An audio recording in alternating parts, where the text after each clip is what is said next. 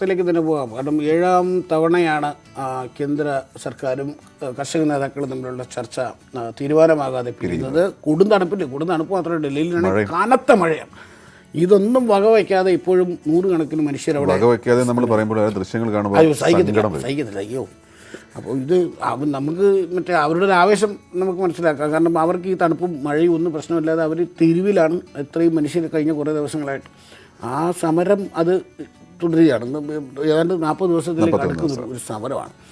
കേന്ദ്ര സർക്കാരുമായി ഇന്നലെ നടന്ന ചർച്ച പരാജയപ്പെട്ടതോടെ സമരം കൂടുതൽ ശക്തമാക്കാനൊരുങ്ങി കർഷക സംഘടനകൾ. നാളെ മുതൽ 20-ാം തീയതി വരെ രാജ്യത്തെ വിവിധ ഭാഗങ്ങളിൽ പ്രതിഷേധം നടത്തുമെന്ന് കർഷക സംഘടനകൾ അറിയിച്ചിട്ടുണ്ട്. ഭാവി പരിപാടികൾ ചർച്ച ചെയ്യാൻ കർഷക സംഘടനാ നേതാക്കൾ ഇന്ന് യോഗം ചേരും. ഇന്നലെ നടന്ന ചർച്ചയിലും തീരുമാനമാകാത്തതോടെ കർഷക സമരം 41-ാം ദിവസത്തിലേക്ക് കടന്നു. ഭാവി പരിപാടികൾ ചർച്ച ചെയ്യാൻ ഇന്ന് കർഷക സംഘടനാ നേതാക്കൾ സിംഗുവിൽ യോഗം ചേരും. ചർച്ച പരാജയപ്പെട്ടാൽ നാളെ മുതൽ 20 വരെ രാജ്യത്തെ വിവിധ ഭാഗങ്ങളിൽ പ്രതിഷേധം നടത്തുമെന്ന് കർഷക സംഘടനകൾ നേരത്തെ വ്യക്തമാക്കിയിരുന്നു.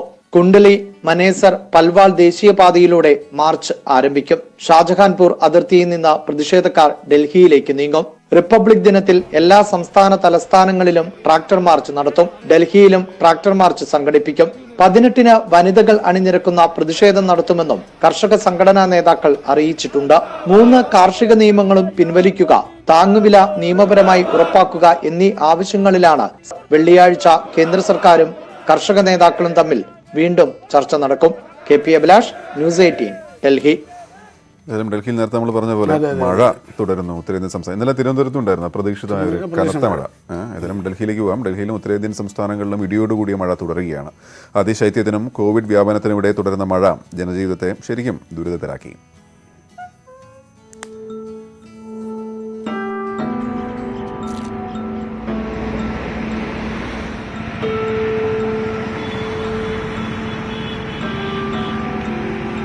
കഴിഞ്ഞ 2 മാസമായി ഉത്തരേന്ത്യയിൽ അതിശൈത്യം തുടരുകയാണ്. രാജ്യതലസ്ഥാനമായ ഡൽഹിയിൽ കുറഞ്ഞ താപനില 2 ഡിഗ്രിക്കും താഴെയാണ്. കശ്മീർ, ഹിമാചൽ മേഖലകളിലെ മഞ്ഞുവീഴ്ചയും ശീതക്കാറ്റുമാണ് ഉത്തരേന്ത്യയിൽ താപനില കുറയാൻ കാരണം. 17 വർഷത്തിനിടയിലെ ഏറ്റവും തണുത്ത നവംബറിനും 2006-ന് ശേഷം ഏറ്റവും കുറഞ്ഞ താപനില രേഖപ്പെടുത്തിയ ഡിസംബറിനും ശേഷവും താപനില ഉയരുന്നില്ല. ഇതിനിടെയാണ് ഇടിമിന്നലോടുകൂടിയ കനത്ത മഴ തുടരുന്നത്. ഹരിയാന, ഉത്തർപ്രദേശ്, രാജസ്ഥാൻ അടക്കമുള്ള സംസ്ഥാനങ്ങളിലും മഴ തുടരുകയാണ്. പലയിടങ്ങളിലും വെള്ളക്കെട്ടുകൾ രൂപപ്പെട്ടു. റോഡ് ഗതാഗതത്തെയും മഴ ബാധിച്ചു. നഗരപ്രദേശങ്ങളിൽ ഗതാഗതക്കുരുക്ക് രൂക്ഷമാണ്. ഡൽഹി അതിർത്തികളിലെ കർഷക സമരവേദികളും വെള്ളത്തിലായി. ശീതക്കാറ്റ് തുടരുന്നത് ആരോഗ്യ പ്രശ്നങ്ങളും വർദ്ധിപ്പിച്ചിരിക്കുകയാണ്. പുതുവത്സരത്തിന് ശേഷവും ഉത്തരേന്ത്യ തണുത്തു വിറയ്ക്കുകയാണ്. വായു നിലവാരം മോശമായി തുടരുന്നതും ജനജീവിതത്തെ ദുസ്സഹമാക്കിയിരിക്കുന്നു. ക്യാമറമാൻ ബിനു ബേസിലിനൊപ്പം KP അഭിലാഷ്, ന്യൂസ് 18, ഡൽഹി. ഈ മഴയും അതിൻ്റെ ഈ തണുപ്പ്, അതിൻ്റെ കൂടെ കോവിഡ് കർശനമായ സമയമാണ്. എന്ത് ചെയ്യാം അല്ലേ? ഏതായാലും മറ്റ് വിവരങ്ങളിലേക്ക് പോയാൽ വിനോദസഞ്ചാര മേഖല സജീവമായി. ഈ വാർത്ത നമ്മൾ വായിക്കുമ്പോഴും എല്ലാവരോടും പറയുന്നത് അത്ര സജീവമാവണോ എന്നുള്ളത് ഒരുപാട് സജീവമാവണമെന്നില്ല, ആലോചിക്കുക. എന്നാലും ഉള്ള കാര്യങ്ങൾ ജനങ്ങളിലേക്ക് അറിയിക്കുന്നു എന്നുള്ളൂ. സജീവമായതോടെ വട്ടവടയിലെ സ്ട്രോബെറി കർഷകരും പ്രതീക്ഷയിലാണ്. സ്വാഭാവികമായും അവരും പ്രതീക്ഷയിലാണ്. വിളവെടുപ്പ് കാലത്ത് തോട്ടങ്ങളിലേക്ക് സന്ദർശകരെത്തി തുടങ്ങിയതോടെ സ്ട്രോബെറിയുടെ വിൽപ്പനയും സജീവമായിട്ടുണ്ട്. കോവിഡിൽ കുടുങ്ങി ആദ്യ കൃഷി നഷ്ടമായ കർഷകർ ഇപ്പോൾ സ്ട്രോബെറി വിറ്റഴിക്കാൻ ആവുന്നതിൻ്റെ സന്തോഷത്തിലുമാണ്.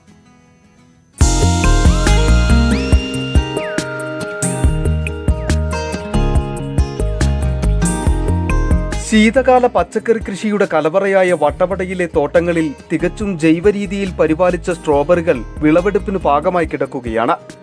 ഇവിടെ എത്തുന്ന സന്ദർശകർക്ക് പാകമായി കിടക്കുന്ന സ്ട്രോബെറി കായകൾ പറിച്ചെടുക്കാം. ഇതിനൊപ്പം സ്ട്രോബെറിയുടെ മൂല്യവർദ്ധിത ഉൽപ്പന്നങ്ങളും കർഷകർ തന്നെ നിർമ്മിച്ച് സഞ്ചാരികൾക്ക് നൽകുന്നുണ്ട്.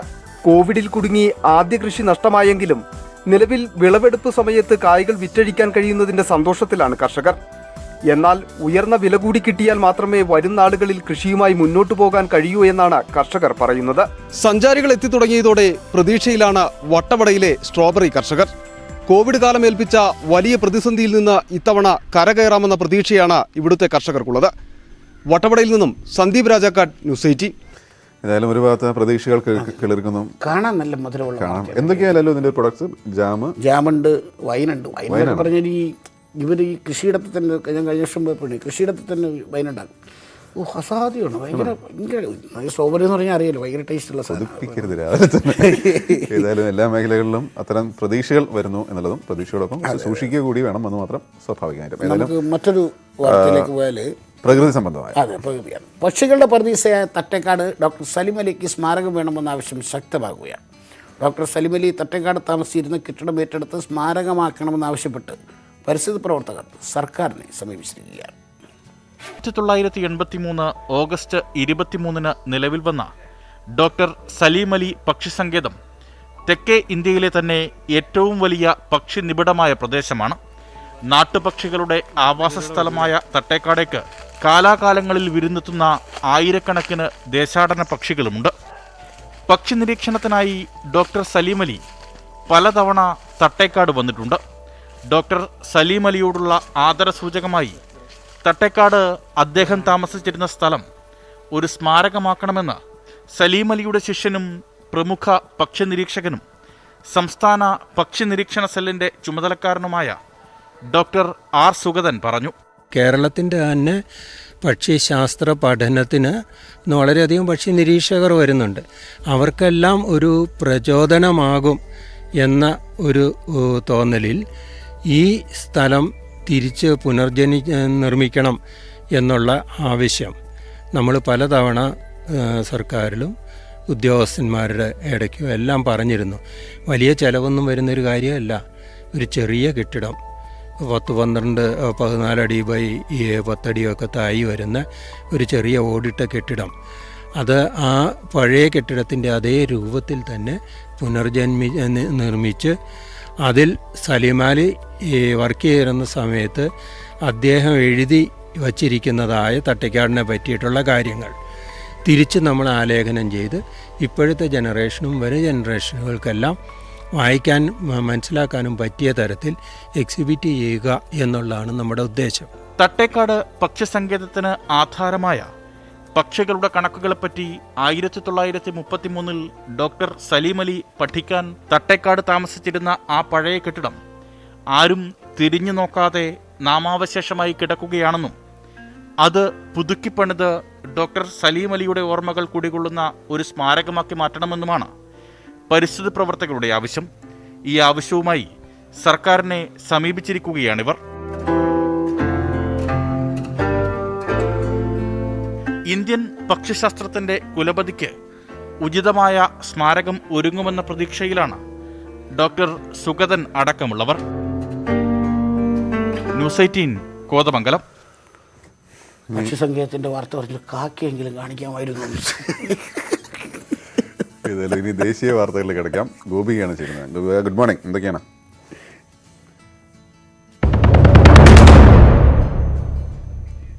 രാജ്യത്ത് കോവിഡ് വാക്സിൻ വിതരണം ഈ ആഴ്ച തന്നെ ആരംഭിക്കുമെന്ന് കേന്ദ്ര ആരോഗ്യ മന്ത്രാലയം. 66 കോടി കോവിഡ് വാക്സിൻ ആദ്യഘട്ടത്തിൽ വേണ്ടിവരുമെന്നാണ് കേന്ദ്ര ആരോഗ്യ മന്ത്രാലയത്തിന്റെ വിലയിരുത്തൽ. 30 കോടി പേർക്ക് വാക്സിൻ നൽകാനാണ് പദ്ധതി. കോവിഡ് വാക്സിൻ വിതരണത്തിനായുള്ള രൂപരേഖ സംസ്ഥാനങ്ങൾക്ക് കേന്ദ്ര സർക്കാർ കൈമാറി. ജനിതക മാറ്റം വന്ന കോവിഡ് വൈറസിനെതിരായ വാക്സിൻ ഉടൻ പുറത്തിറക്കുമെന്ന് ഭാരത് ബയോടെക്. ഒരാഴ്ചയ്ക്കുള്ളിൽ പുതിയ വാക്സിന് അനുമതി തേടാനാകും. കുട്ടികൾക്ക് കോവിഡ് വാക്സിൻ നൽകുന്നതിനായുള്ള പ്രോട്ടോകോൾ ഉടൻ പുറത്തിറക്കുമെന്നും കമ്പനി അധികൃതർ വ്യക്തമാക്കി. രാജ്യത്തിന്റെ വിവിധ ഭാഗങ്ങളിൽ പക്ഷിപ്പനി വ്യാപിക്കുന്നു. 5 സംസ്ഥാനങ്ങളിൽ അതീവ ജാഗ്രത വേണമെന്നാണ് കേന്ദ്ര സർക്കാരിന്റെ നിർദ്ദേശം. ഹിമാചൽ പ്രദേശിലാണ് സ്ഥിതി രൂക്ഷം. ഹിമാചൽ പ്രദേശിൽ 1800-ലധികം ദേശാടന പക്ഷികൾ കൂട്ടത്തോടെ ചത്തുവീണു. രാജസ്ഥാനിലും ഹരിയാനയിലും വളർത്തു പക്ഷികളിലേക്കും പക്ഷിപ്പനി വ്യാപിച്ചു. പ്രവാസികൾക്ക് ഇലക്ട്രോണിക് വോട്ട് ഏർപ്പെടുത്താനുള്ള തെരഞ്ഞെടുപ്പ് കമ്മീഷൻ തീരുമാനത്തിന് വിദേശകാര്യ മന്ത്രാലയത്തിന്റെ പിന്തുണ. ഇലക്ട്രോണിക് വോട്ട് അനുവദിക്കുന്നതിൽ വിരോധമില്ലെന്ന് വിദേശകാര്യ മന്ത്രാലയത്തെ തെരഞ്ഞെടുപ്പ് കമ്മീഷൻ അറിയിച്ചു. എന്നാൽ ഇലക്ട്രോണിക് വോട്ട് എങ്ങനെ നടപ്പാക്കുന്നു എന്ന കാര്യത്തിൽ ചർച്ചകൾ വേണമെന്നും വിദേശകാര്യ മന്ത്രാലയം വ്യക്തമാക്കുന്നു. കേരളം ഉൾപ്പെടെ ഈ വർഷം നടക്കാനിരിക്കുന്ന നിയമസഭാ തെരഞ്ഞെടുപ്പുകളിൽ പ്രവാസികൾക്കായി ഇലക്ട്രോണിക് വോട്ട് ഏർപ്പെടുത്താനാണ് തെരഞ്ഞെടുപ്പ് കമ്മീഷന്റെ തീരുമാനം. കേന്ദ്ര സർക്കാരിന്റെ സെൻട്രൽ വിസ്ത പദ്ധതിക്കെതിരായ ഹർജികളിൽ സുപ്രീം കോടതി ഇന്ന് വിധി പറയും. ജസ്റ്റിസ് AN ഖാൻവിൽക്കർ അധ്യക്ഷനായ 3-അംഗ ബെഞ്ചാണ് വിധി പ്രസ്താവിക്കുക. പുതിയ പാർലമെന്റ് മന്ദിരം, പ്രധാനമന്ത്രിയുടെ ഔദ്യോഗിക വസതി, സെൻട്രൽ സെക്രട്ടേറിയറ്റ് കെട്ടിടം തുടങ്ങിയവ ഉൾപ്പെടുന്നതാണ് 20,000 കോടി രൂപ ചെലവ് വരുന്ന പദ്ധതി. രാഷ്ട്രപതി ഭവനും ഇന്ത്യാ ഗേറ്റിനും ഇടയിലുള്ള ഭൂമിയാണ് പദ്ധതിക്കായി ഉപയോഗിക്കുന്നത്. ഇത് പരിസ്ഥിതി, മുനിസിപ്പൽ നിയമങ്ങളുടെ ലംഘനമാണെന്നാണ് ഹർജികളിലെ വാദം. തിരികെ ലല്ലുവിലേക്കും ഗോപിയിലേക്കും. ഇന്നത്തെ ദേശീയ വാർത്തകൾ കണ്ടു. ഏതായാലും ഒരു ഇടവേളയ്ക്ക് ശേഷം വീണ്ടും തിരിച്ചു.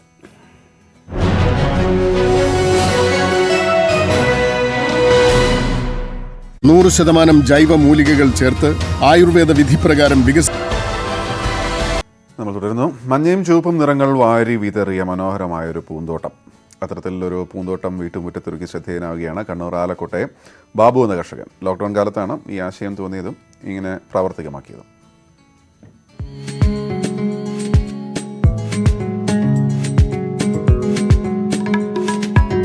തളിപ്പറമ്പ് കൂർഗ് ബോർഡർ റോഡിൽ ആലക്കോട് പെട്രോൾ പമ്പിന് സമീപത്താണ് ബാബുവിന്റെ വീട്. ഇതുവഴി യാത്ര ചെയ്യുന്നവർ ഒരു നിമിഷമെങ്കിലും ഈ വീട്ടുമുറ്റത്തേക്ക് ഒന്ന് നോക്കിപ്പോകും. ജെറേനിയത്തിന്റെ വിവിധ ഇനങ്ങൾ, വിവിധ ഇനം ചെമ്പരത്തികൾ, ജമന്തികൾ എന്നിവയൊക്കെ പൂന്തോട്ടത്തെ മനോഹരമാക്കുന്നു. പട്ടുറോസയും ബോഗൻവില്ലയും ബഡ് ചെയ്തെടുത്ത ജറബറയുമെല്ലാം ഉദ്യാനത്തിലെ അപൂർവ കാഴ്ചകളാണ്.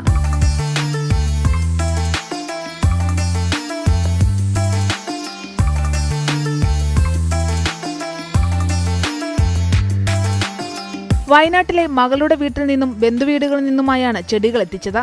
ഇവ ചട്ടികളിൽ മതിലിനു മുകളിൽ നിരന്നപ്പോൾ അത് അലങ്കാരമായി. മതിലിനോട് ചേർന്നും ചെടികൾ നട്ടുപിടിപ്പിച്ചു. തുളസി, വിവിധ ഇനം ചെമ്പരത്തി, ചാമ്പ, കണിക്കൊന്ന, പേര, ചെണ്ടുമല്ലി, മന്ദാരം, ചെത്തി എന്നിവയെല്ലാം ബാബുവിന്റെ ഉദ്യാനത്തിലുണ്ട്. സ്വന്തമായി നിർമ്മിച്ച ചട്ടികളിലാണ് ചെടികൾ വളർത്തുന്നത്.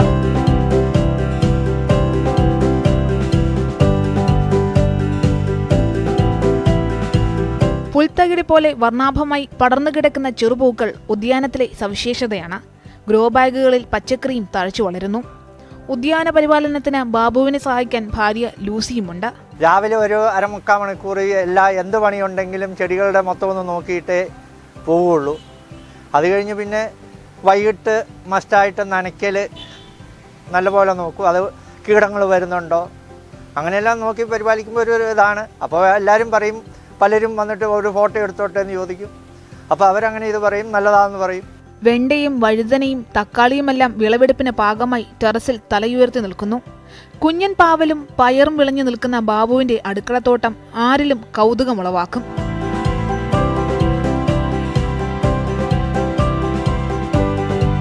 രാവിലെ പള്ളിയിൽ പോയി തിരിച്ചെത്തിയാൽ ആദ്യം ചെടികളുടെ പരിപാലനമാണ്. അതിനുശേഷമേ ഉള്ളൂ ബാക്കി. ഇലകൾക്കിടയിൽ ഒളിഞ്ഞിരിക്കുന്ന ചെറുജീവികളെ കണ്ടെത്തി നശിപ്പിക്കലാണ് ശ്രമകരമായ ജോലി. പിന്നീട് ആവശ്യത്തിന് മാത്രം വെള്ളം. കൃത്യമായ പരിചരണമുണ്ടെങ്കിൽ ആർക്കും ഇത്തരത്തിൽ ഉദ്യാനം നിർമ്മിക്കാൻ കഴിയുമെങ്കിലും പലർക്കും മടിയാണെന്ന് ബാബു പറയുന്നു. നമ്മളിപ്പം ആൾക്കാർ കാണുമ്പോൾ നമുക്കതിനെ പരിപാലിക്കുന്നു. ഇതെല്ലാവരും ഇതെന്ത് ചോദിച്ചാൽ ഒരു സാധനം കൊണ്ട് നട്ട് കഴിഞ്ഞാൽ പിന്നെ ആ ഭാഗത്തേക്ക് പോകില്ല. ഇപ്പോൾ ഇവിടുന്ന് തന്നെ ചെടികൾ ചോദിക്കും ചിലർ. അപ്പോൾ പൂ ചോദിച്ചാൽ പൂ കൊടുക്കത്തില്ല, തൈകൾ കൊടുക്കും. തൈ കൊടുക്കുമ്പം അവർ പറയുന്നത് പൂ മതി, കൊണ്ടുപോയി നട്ട് കഴിഞ്ഞാൽ അതിന് വളം ചെയ്യണം, നനയ്ക്കണം. അതിനൊന്നും ആരും ഇതാകുകയല്ല. എല്ലാവർക്കും മടിയാണ്. പൂന്തോട്ടം മാത്രമല്ല, ചെടിച്ചട്ടികളുടെ നിർമ്മാണത്തിലും ബാബു കേമൻ തന്നെ. വ്യത്യസ്ത ആകൃതിയിലും വലിപ്പത്തിലുമുള്ള സിമന്റ് കൊണ്ട് നിർമ്മിച്ച ചെടിച്ചട്ടികൾ ഉദ്യാനത്തിന്റെ മാറ്റുകൂട്ടുന്നു. വീട്ടിലെ സ്റ്റീൽ പാത്രങ്ങളെയാണ് ചട്ടികളുടെ മോൾഡായി മാറ്റുന്നത്. വാഹനങ്ങളുടെ ടയറുകൊണ്ടും ഒട്ടേറെ പരീക്ഷണങ്ങൾ ബാബു നടത്തിയിട്ടുണ്ട്. ഒറ്റ നോട്ടത്തിൽ ഉരുളി പോലെ തോന്നിപ്പിക്കുന്ന ചെടിച്ചട്ടികൾ ടയർ ഉപയോഗിച്ച് നിർമ്മിച്ചതാണെന്നറിയുമ്പോഴാണ് കൗതുകം ഇരട്ടിക്കുന്നത്. ഡിഫറെൻറ്റ് വെറൈറ്റി ചെത്തികൾ ഉണ്ടായിരുന്നു ഈ വീട്ടിൽ. അതപ്പോൾ നല്ല രസമായിട്ടും ഒക്കെ നല്ലതായിട്ട് തോന്നി. അപ്പം പിന്നെ ഇപ്പോൾ ഈ ലോക്ക്ഡൗൺ ആയിക്കഴിഞ്ഞപ്പോൾ എനിക്കും വലിയൊരു ആഗ്രഹമായിരുന്നു കുറേ ചെടിച്ചട്ടികളൊക്കെ വരിക. മറ്റേതെല്ലാം മണ്ണിലിങ്ങനെ വെറുതെ നട്ടു വെച്ചേക്കുമായിരുന്നു. അപ്പോൾ ഞാൻ എപ്പോഴും പറയുമായിരുന്നു ഇങ്ങനെ എനിക്ക് ഭവിഷ്യത്തെ കുറച്ച് ചട്ടി വാങ്ങിക്കാൻ, നമുക്ക് ചട്ടി വാങ്ങിക്കാം. അങ്ങനെ തുടങ്ങി. അപ്പം ആദ്യമേ ഈ ടയർ കൊണ്ടുള്ള ചട്ടികൾ ഉണ്ടാക്കുമ്പോൾ എന്നെയും കൂട്ടുമായിരുന്നു. അങ്ങനെ അത് അന്നേരം ചുമ്മാ ഞങ്ങൾ മൊബൈലിലൊക്കെ ഇങ്ങനെ ഫോട്ടോ എടുക്കും ആ ചട്ടിയൊക്കെ ഉണ്ടാക്കിയിട്ട്. അപ്പോൾ അത് എൻ്റെ ഫ്രണ്ട്സിനൊക്കെ അയക്കുമ്പോൾ പറയും നല്ല രസമുണ്ടെന്നൊക്കെ പറയും. കുഴൽക്കിണർ നിർമ്മാണത്തിനിടയിൽ ബാക്കി വരുന്ന PVC പൈപ്പുകളും ബാബുവിന്റെ തോട്ടത്തിലെത്തിയാൽ വർണ്ണാഭമായ പൂക്കൂടകളായി മാറും. അപൂർവ ഇനത്തിൽപ്പെട്ട ഔഷധച്ചെടികളും ഇവിടെ വളർത്തുന്നു. കാഴ്ചക്കാർക്ക് ഏറെ കൗതുകമുണർത്തുന്ന ബാബുവിന്റെ ഉദ്യാനം ആലക്കോടുകാരുടെ ഇഷ്ടകേന്ദ്രമാവുകയാണ്.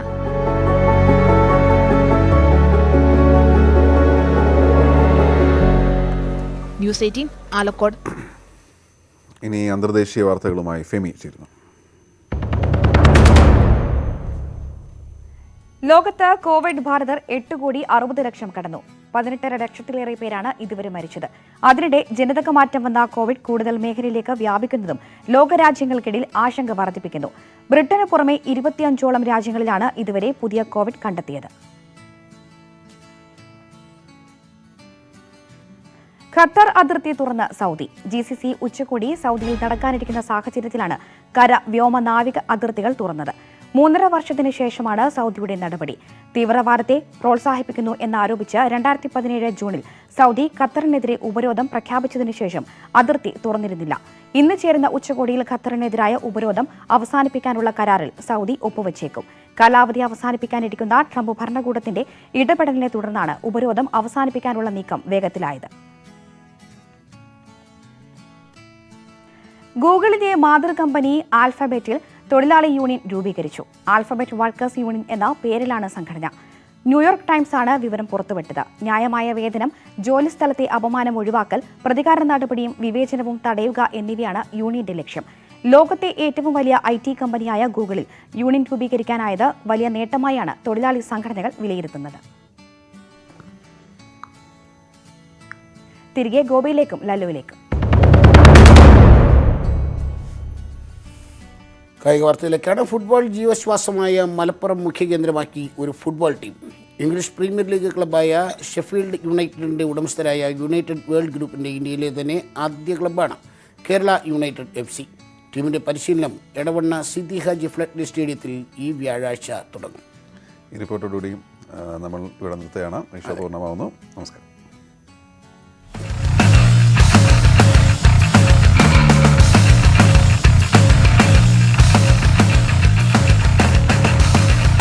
കോഴിക്കോട് ക്വാഡ്സ് FCയെ ഏറ്റെടുത്താണ് united world Kerala united FC രൂപീകരിച്ചത്. ബെൽജിയം പ്രോ പ്രീമിയർ ലീഗ് ടീമായ ബീർഷോട്ട് VA, ദുബായ് 2ാം division team Al Hilal united എന്നീ ടീമുകളും യുണൈറ്റഡ് വേൾഡിന്റെയാണ്. ടീം ആദ്യം ലക്ഷ്യമിടുന്നത് കേരള പ്രീമിയർ ലീഗാണ്. തുടർന്ന് I ലീഗും ISLും. യുവ കളിക്കാർക്കാണ് ടീമിൽ പ്രാമുഖ്യം. കൂടുതൽ മലയാളികളായ കളിക്കാർക്ക് അവസരം നൽകാനാണ് ലക്ഷ്യമിടുന്നതെന്നും ടീം ഉടമകൾ പറയുന്നു. പ്ലെയേഴ്സ് ഇപ്പോൾ ഓൾറെഡി സ്ക്വാഡ് ആയിട്ടുണ്ട്. ഒരു വിദേശ താരങ്ങളിലും കൂടിയും വെയിറ്റിംഗ് ആണ്. അത് ഈ കോവിഡ് റിലേറ്റഡ് റെസ്ട്രിക്ഷൻസ് ഉള്ളതുകൊണ്ട് ബാക്കിയുള്ള ഒരു 90% കളിക്കാരും മലയാളികളെ തന്നെയാണ് നമ്മൾ പ്രിഫർ ചെയ്തിട്ടുള്ളത്. ഗോകുലം FCയുടെയും കേരള ബ്ലാസ്റ്റേഴ്സിന്റെയും മുൻ താരം മലപ്പുറം തൃക്കലങ്കോട് സ്വദേശി അർജുൻ ജയരാജാണ് ക്യാപ്റ്റൻ. ഷാജറുദ്ദീൻ കോപ്പിലാൻ പരിശീലകനും. പുതിയ ടീമിനൊപ്പം ചേരാൻ സാധിച്ചത് ഏറെ പ്രതീക്ഷയോടെയാണെന്ന് അർജുൻ. ഈ ഒരു പുതിയ ക്ലബ്ബ് ഒരു എന്താ പറയുക, ഒരുപാട് ഫ്യൂച്ചർ പ്ലാനുകളോട് വരുന്ന ക്ലബ്ബാണ്. അപ്പോൾ ആ ക്ലബിനെ സഹായിക്കാനും എനിക്കും അതിലൂടെ ഒരു പഴയ ഫിറ്റ്നസ് വീണ്ടെടുക്കുക, പഴയ മാച്ച് ഫിറ്റ്നസ് എടുക്കുക, അങ്ങനത്തെ ഒരു ലക്ഷ്യം വെച്ചിട്ടാണ് ഞാൻ ഈ ക്ലബ്ബിൽ ജോയിൻ ചെയ്തത്. യുണൈറ്റഡ് വേൾഡ് ഗ്രൂപ്പിന്റെ മറ്റ് ക്ലബ്ബുകളുമായി ധാരണയോടെയാണ് കേരള യുണൈറ്റഡ് FC മുന്നോട്ട് പോവുക. ഇവിടെ മികച്ച പ്രകടനം കാഴ്ചവെക്കുന്നവർക്ക് വിദേശ പ്രീമിയർ ലീഗുകളിൽ കളിക്കാൻ അവസരം ലഭിക്കാൻ സാധ്യതയുമുണ്ട്. കേരളത്തിലെയും മലപ്പുറത്തെയും മികച്ച യുവതാരങ്ങൾക്ക് പുതിയ അവസരങ്ങളാണ് കേരള യുണൈറ്റഡ് FC തുറന്നിടുന്നത്. ന്യൂസ് 18 മലപ്പുറം.